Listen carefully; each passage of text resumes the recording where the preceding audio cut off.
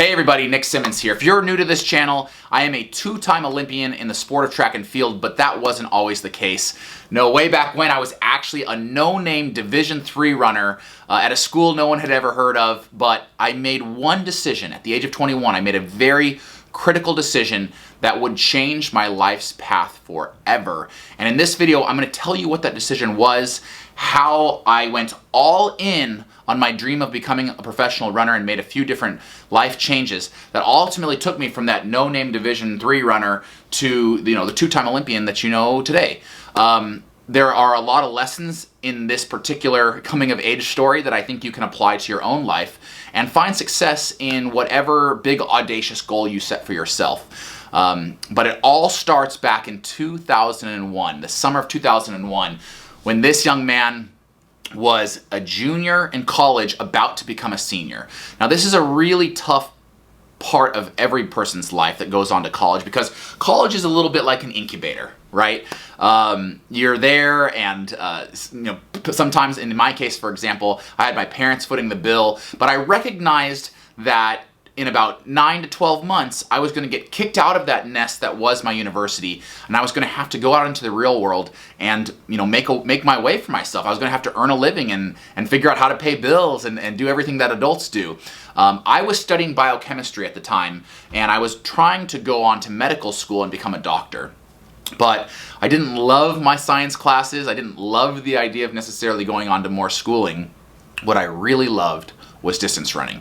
In college, I was an NCAA champion at the Division III level in the 800 and the 15, and I also ran cross country, and I just loved running. And I thought, I've been focused on running to a certain extent. I've been trying to become a better runner, but what if I went all in? And in the summer between my junior and senior year, that's exactly what I did.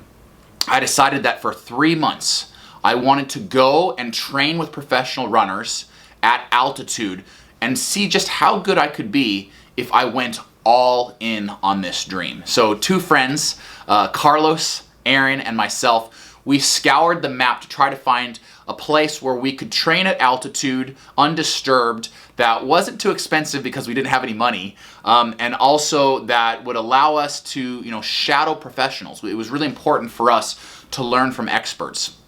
We looked at Colorado Springs, we looked at Flagstaff. They were too expensive. We looked at maybe even going all the way over to Kenya, which was of course too expensive from a flight standpoint, and then we landed on it. And this was the early days of the internet, so we didn't have Instagram to look at. We didn't even have Facebook. We were on a very primitive version of Google as we tried to find a place where we could train, and we found this article about elite Kenyan marathoners training in a little city. It's actually not that little, but a city in central Mexico called Toluca, Mexico. It is the capital of the state of Toluca. And it was perched up on this mesa above Mexico City at an elevation of 8,750 feet. And let me consult my notes here, which in meters is 2,660 meters. This sounded perfect to us. One, it was really inexpensive to fly from LAX to Mexico City. And two, we had a feeling that it would be relatively inexpensive to live there. So we packed our backpacks as soon as the school got out in May in 2001. We packed a backpack, and I think I went down with $1,000 US cash. We landed in Mexico City, and Carlos, who had family in Mexico City, actually picked us up and drove us I think it's about an hour up to Toluca, where we kind of just drove around neighborhoods looking for parks that had great trails, which actually in central Mexico isn't hard to find. They have wonderful trail systems and dirt roads, but also a neighborhood that we wanted to set up shop in, to base in. And we found this little, tiny cinder block hut that had it had running water but didn't have heated water, and it had a very primitive septic tank system. And a little burner stove, but it was everything that we needed, right? We had beds, we had a stove, we had fresh water, and that's all we needed to do what we wanted to do, which was train every single day for 10 weeks straight. Now, as I mentioned, we had come up to shadow a group of Kenyans, and some Kenyan marathoners were living and training there, and they would go off to races to make money, and then they'd oftentimes send a lot of that money back home. And they were living the exact same lifestyle that we wanted to live. Every single morning we would wake up and we'd train, and then we'd come home, and we'd eat a big lunch and then sleep all day, and then every evening we'd go out and we'd train again. Now, I don't want to get too much into the nitty-gritty of the altitude training because that's an entirely other video. If you saw wasn't last week, if you saw Tuesday's video, I'll link it right here. It talks about how altitude training can really help benefit distance runners. But what I really want to talk about is just the lifestyle that we lived down there. You know, I kind of touched on it just a second ago in that we were literally living the life. We would eat, sleep, train, repeat, and we did that for 10 weeks. Now, I went up there weighing about 180 pounds, you know, very, very heavy for a guy who's only about I was 5'9" at the time, I think, about 5'10". But I went up weighing, you know, 180 pounds. I came down from that summer weighing 148 pounds. I learned everything I could from these Kenyans. I trained harder than I'd ever trained in my life. I ate better than I've ever ate in my life. And along the way, we had a lot of fun. You know, we got to see a lot of central Mexico and made some incredible friends while we were there.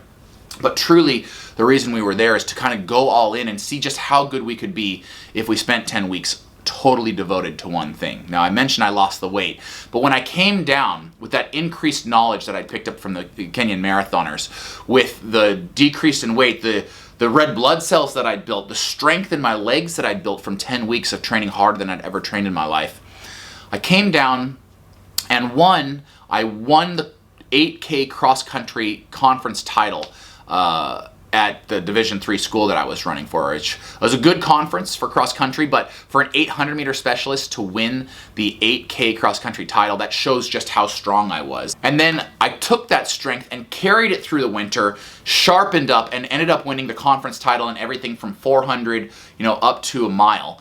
After winning those conference titles, I went on and defended my NCAA titles in the 800 and the 1500 and actually qualified for the U.S. championships at 800 meters. Now, this was the first time I'd ever run in a USATF Outdoor Championships. I think they'd take 32 athletes, and I believe my seed time of 1:47.3 made me number 31 out of 32 on the list of athletes to get into that meet. I navigated the rounds very well, actually winning my semifinal race and finished second to Kadivas Robinson in those finals.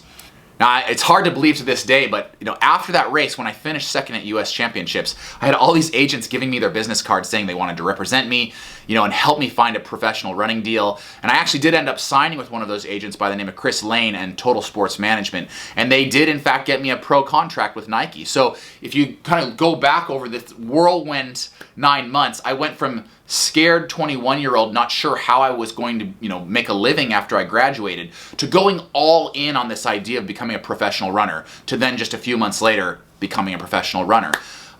It doesn't always work out that way, but I do want to talk about 3 key takeaways, you know, from that summer. You know, I think these are really important takeaways that you can apply to your life, no matter what your big audacious goal is, you know, no matter where you're at in life or what you hope to accomplish. These 3 takeaways have helped me not just in that summer to become a professional runner, but in a lot of things that I've tackled in my adult life.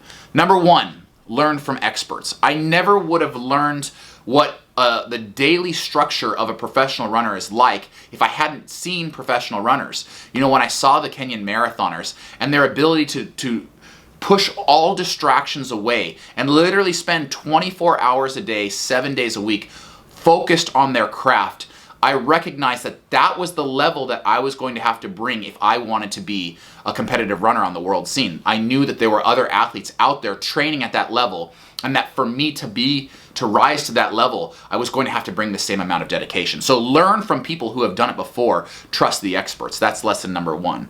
Lesson number 2, bet on yourself. At the age of 21, my net worth was probably about $1,000, and I took every single penny that I had, put it in my pocket, bought a ticket, and went down to bet on myself. I took that $1,000 and I invested it in the number 1 place that I believe we can invest money, and that's ourselves, because ultimately we control our own destiny. By taking that $1,000, buying that plane ticket, investing in my knowledge, investing in my expertise, you know, investing in becoming the athlete that I wanted to be, I controlled my fate. You know, you can put $1,000 on black at the roulette wheel, you can put $1,000 in the stock market, but I really don't believe there is any better way to invest, you know, our money and our time and our energy than to invest that in ourselves. And I proved that in that summer.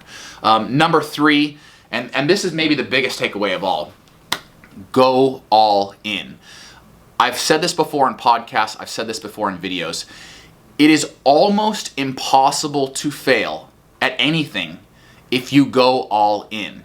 Now, not all of us have the luxury of, packing up our bags and moving to Central Mexico for 10 weeks, but understand the mentality and what I mean when I say go all in. Are you able to push all distractions to the side? Are you able to make as many sacrifices as possible, to carve out as many hours in the day, as many dollars, in the bank account, as much time and energy as it takes to truly go all in on something? If you do that, if you're honest with yourself, if you look yourself in the mirror and you can say, yes, I did everything possible to devote as much time, energy, and resources to being as great at this thing as I possibly could, I promise you it is almost impossible to fail.